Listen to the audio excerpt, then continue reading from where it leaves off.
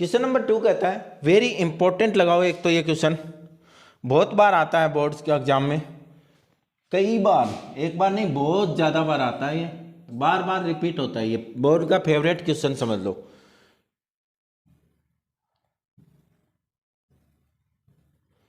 अब देखो इसने क्या कहा है, a tree break due that storm, मतलब तूफान से क्या हुआ कि एक ट्री ब्रेक हो गया।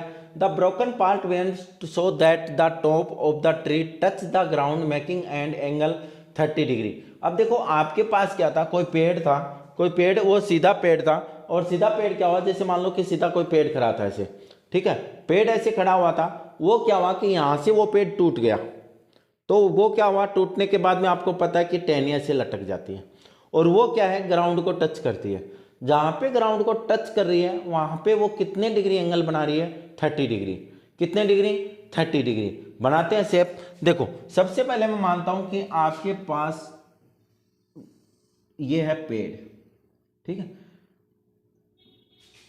ये यहां से क्या हुआ कि ब्रेक हो गया, ब्रेक हो गया तो ये यहाँ पे क्या हुआ, जमीन पे टच हो गया, मैंने यहाँ पे ए दे दिया, यहाँ पे मैंने बी दे दिया, और यहाँ पे क्या कर दिया, सी कर दिया, ठीक है। अब बात करता हूँ, ये कह रहा है कि जहां पे वो ग्राउंड को टच करता है वहां पे कितने डिग्री एंगल है बेटा, 30 डिग्री, ये हो गया 30 डिग्री, ओके।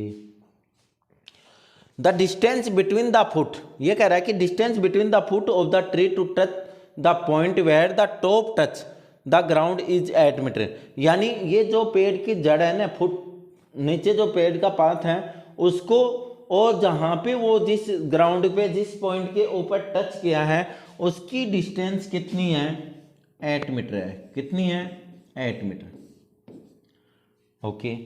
क्या कर रहा है, find the height of the tree. अब एक चीज देखो मेरे पास कि मैं अगर मान लो कि ये हाइट x मान लो, ये कितनी x और ये कितनी है h, तो ये लेंथ कितनी होगी, x ही तो होगी भाई। यहां से पेड़ टूटा था और टूटने के बाद में वो टच किसको किया था, इस पॉइंट को टच किया था, अगर वो इसको टच किया तो यानी B, और यहाँ पे ये वापस क्या आ गया था, C आ गया, A आ गया था, यहाँ पे क्या आ गया था, A आ गया था, जहां पे मैंने पॉइंट क्या दे दिया, D, ठीक है। तो मेरे को वैल्यू किसकी निकालनी है, अगर मेरे को हाइट ऑफ ट्री निकालनी है तो क्या निकालना है, AB plus BC, AB plus BC दोनों फाइंड आउट करनी पड़ेंगे। तो देखो find the height of the tree, let the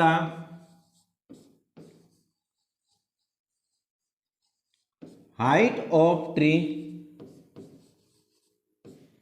height of tree कितनी है, AC, AC इक्वल टू आपके पास क्या आ जाएगा, AB प्लस BC, भाई कंप्लीट हाइट तो यही होगी ना, तो आपके पास क्या हो जाएगा, AB कितना है x प्लस BC कितना है h, तो आपके पास हाइट आ जाएगी, ठीक है।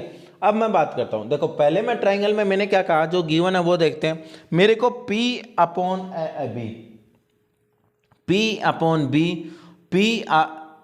तो एक क्या लेना है, याद रखना है कि उसमें P अपॉन B हो चाहे P अपॉन H हो, एक अननोन डिजिट लेनी है और एक नॉन, मतलब एक जो आपको गिवन है वो, और एक आपके पास अननोन है जो आपको निकालनी है, क्योंकि मैथमेटिक्स में कोई भी ऐसा क्वेश्चन नहीं है जिसमें आप अगर 2 डिजिट अननोन ले लो और फिर आप उसको सोल्व कर सकते हो, दुनिया में कोई भी ऐसा क्वेश्चन नहीं है।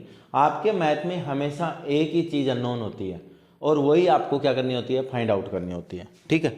चलो बात करते हैं ट्राइंगल की। Triangle, in triangle BCD, in triangle BCD में देखो आपके पास कौन है, P अपॉन B, यानी एक अननोन और एक नॉन, तो आपके पास क्या आ जाएगा, P अपॉन B, और P अपॉन B आपके पास क्या है, BC अपॉन CD। देखो P अपॉन B क्या होता है अपने पास, tan थीटा, कितना होता है, tan थीटा। अब बात अगर थीटा की करूं तो थीटा मेरे पास कितना है, 30 डिग्री, थीटा कितना है, 30 डिग्री है। वेरी इंपॉर्टेंट क्वेश्चन है बेटा, बड़े आराम से समझ लो। आप क्या कि फर्स्ट टाइम में आप इसको मतलब 2x या 1.5x पे करके मत देखा करो, सबसे बड़ी मिस्टेक होती है आपकी। फर्स्ट टाइम जब देखते हो तो उस क्वेश्चन को आराम से जिस टीचर का भी देखते हो, आराम से देखा करो पूरा।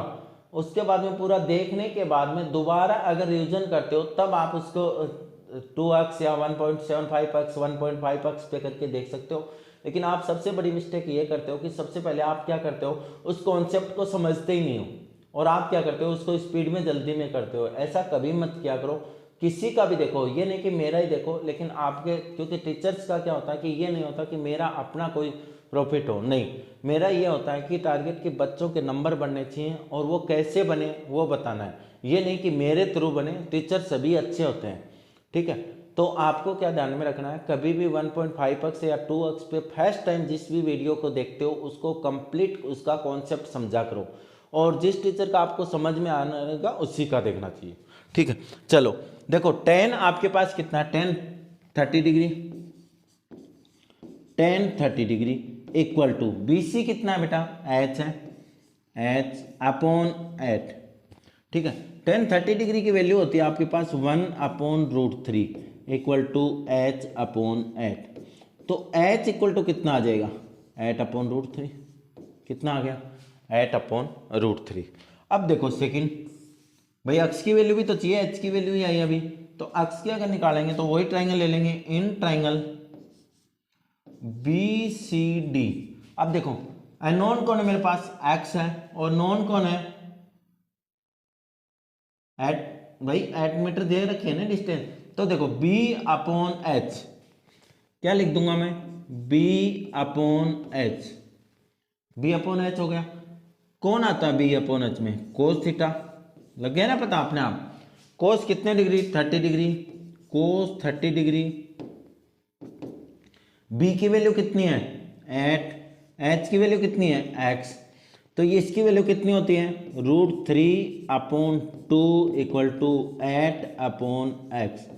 वैल्यू फाइंड आउट करते हैं, वैल्यू फाइंड आउट करेंगे तो आपके पास x की वैल्यू कितनी आ जाएगी, x इक्वल टू 16/√3, क्या आ जाएगी, 16/√3।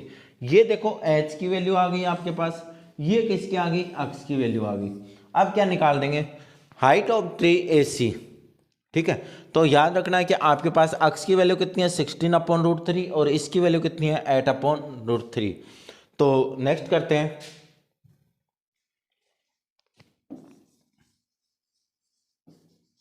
Height of tree x plus h, x की वैल्यू कितनी थी आपके पास, 16/√3 प्लस 8/√3, तो आपके पास कितना आ गया, 24/√3। एक बात और बताता हूं बेटा यहाँ पे कॉन्सेप्ट, कि आपके पास 10th की जो भी चैप्टर है, कोई भी चैप्टर हो आपका, उसमें नीचे अपॉन में कोई भी रूट की वैल्यू आंसर में नहीं है, ठीक है। कोई बाई चांस एक दो क्वेश्चन होगा तो होगा, वरना मेरे नज़र में अभी तक कोई ऐसा क्वेश्चन नहीं है कि जो आपके पास रूट में है। तो आपको रूट हटाना ही हटाना है। अगर NCERT का आंसर मिलाना है तो आपको क्या करना है, रूट हटाना है। तो मैं क्या करूँगा, इसको रेशनलाइज कर दूंगा, √3/√3। तो आपके पास क्या आ जाएगा, 24√3/3, और 3 से ये कैंसिल हो गया तो कितना आ गया, 8√3 मीटर। तो हाइट ऑफ ट्री कितनी होगी,